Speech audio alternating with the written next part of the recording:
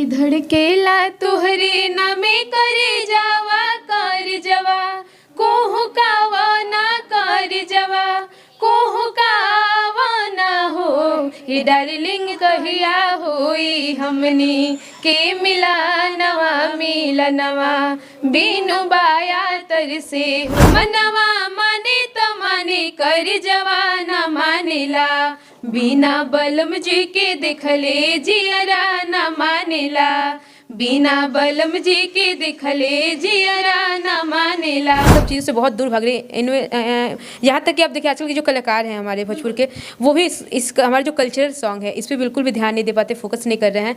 तो मुझे लगा कि नहीं इसको प्रमोट करना चाहिए क्योंकि ये हमारे जो पारंपरिक गीत एक ऐसा होता है जो कि एक रिलेशन को दर्शाता है। जा साली में लागल बयारी दीदी के चोरिए चोरिए ना राती के जीजा जी फिल्म देखावस टिकट फेकल पीछू आड़ी दीदी के चोरिए चोरिए तो केसिया में गजरा शोभे आँखिया में कजरा शोभे केसिया में गजरा शोभे आँखिया में कजरा शोभे लीलरा शोभेला टिकुलिया रे पियवा भैले गुलरी के फूलवा। कंपनी अगर आपकी आवाज़ सुन के पसंद करके आपको 1 करोड़ रुपए का ऑफर दे क्या आप हमारे गाने कर लीजिए? 1 करोड़ का ऑफर, सीधा 1 करोड़ में मतलब आराम से 2 फॉर्च्यूनर ले। नहीं 1 मिनट, 2 फॉर्च्यूनर सब ले सकते हैं, जो हमारा इज्जत है ना वो उसका कोई कीमत नहीं होता है। तो इज्जत के साथ तो और हमारा जो लड़कियों का सबसे बड़ा धन होता है इज्जत। आए जी आमा वामा हुई आके झूमे डलिया तनी ताकना बलमुआ हमारे ओरिया तनी ताकना बलमुआ हमारे ओरिया। नमस्कार, अभी हमारे साथ भोजपुरी और समाज की, सबसे पहले तो समाज की कहेंगे क्योंकि हमारे साथ सबसे पहले खुशी तिवारी और श्वेता तिवारी हमारे साथ जुड़ रही हैं। और जुड़ने की एक खास वजह बता दूं कि ये भोजपुरी सिंगर तो मैं इनको नहीं कहूँगी क्योंकि इनके भोजपुरी में एल्बम इनफैक्ट आते होंगे, बहुत कम आते होंगे। ये सामाजिक गाने गाती हैं, सामाजिक गाने गाती हैं, पारंपरिक गीत गाती हैं, जिन चीज़ों का प्रचलन काफ़ी पहले ख़त्म हो चुका और जो भोजपुरी में कई सारे सिंगर जो हैं उसको रद्द कर चुके हैं, जहां वही इन दोनों बहनों का ध्यान रहता है सिर्फ पारंपरिक गीतों पर। सबसे पहले बहुत स्वागत, कैसी हैं? मैं बिल्कुल अच्छी हूँ, आप कैसी हैं? बहुत बढ़िया, आप कैसी हैं? मैं भी बहुत अच्छी हूँ, थैंक यू सो मच। और कॉफ़ी विथ मी में जितने भी हमारे ऑडियंस देख रहे हैं सभी को हम दोनों तिवारी सिस्टर की तरफ से तहे दिल से प्रणाम है।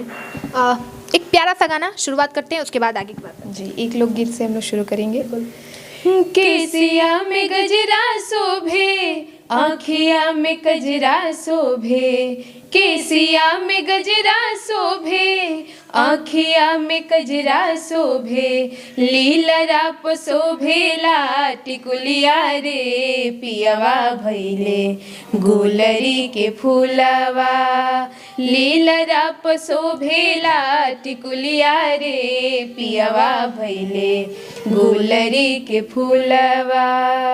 एक ताबल मुआ बैरी दोसरे ननदिया लहरी एक ताबल मुआ बैरी दोसरे ननदिया लहरी देवरा से लड़ गईले नजरिया रे पियवा भैले गुलरी के फूलवा देवरा से लड़ गईले नजरिया रे पियवा भैले गुलरी के फूलवा खेतवा में झूमेला रहरिया रे पियवा भैले गुलरी के फूलवा।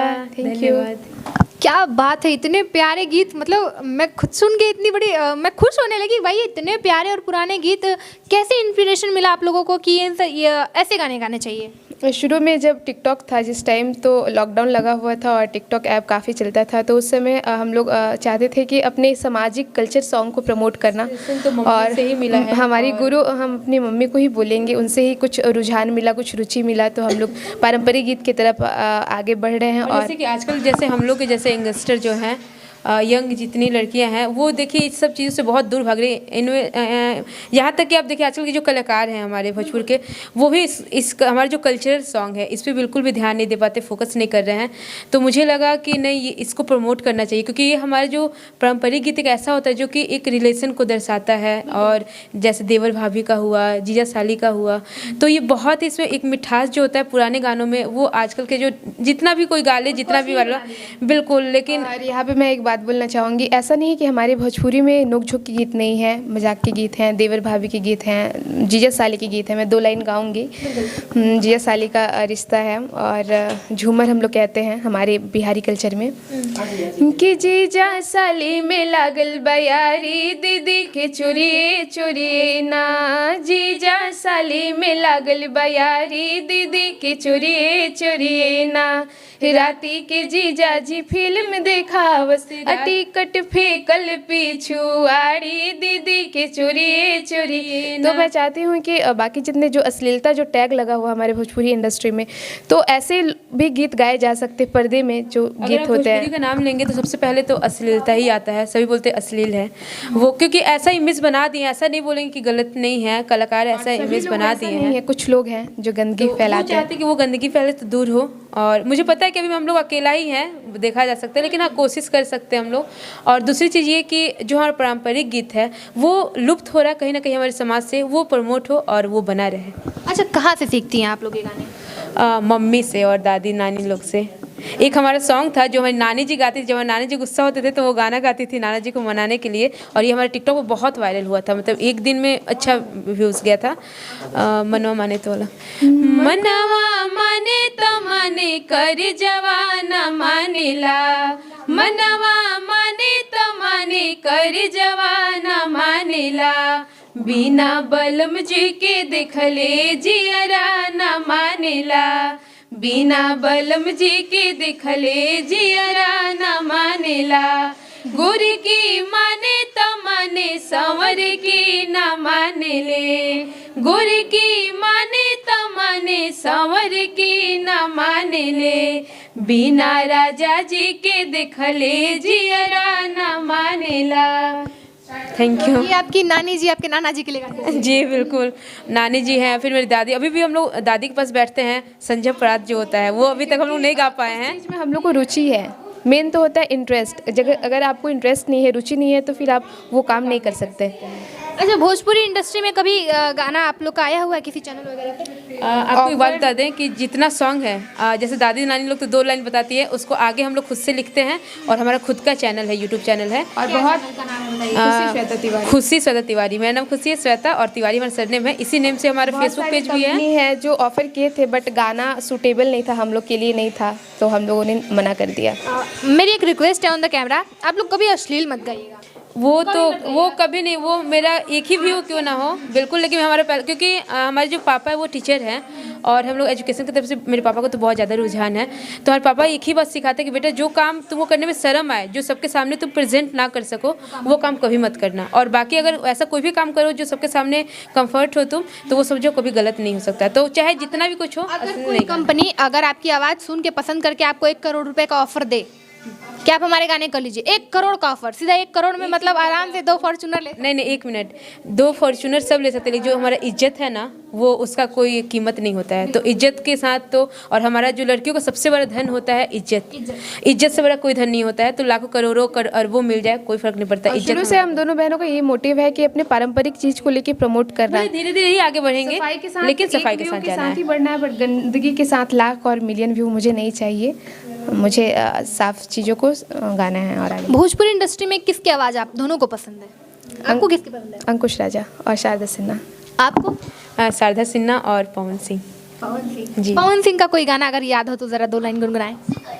पवन सिंह का कौन सा गाना? की धड़केला तुहरे नामे करे जावा कर जवा, कोहू कावा ना कर जवा, कोहू कावा ना हो, हे डार्लिंग कहिया होई हमनी के मिला नवा मिलनवा, बीनु बाया तर से हो ए डार्लिंग कहिया होई हमनी के मिलनवा बीनु बाया तर से हो। शारदा सिन्हा जी के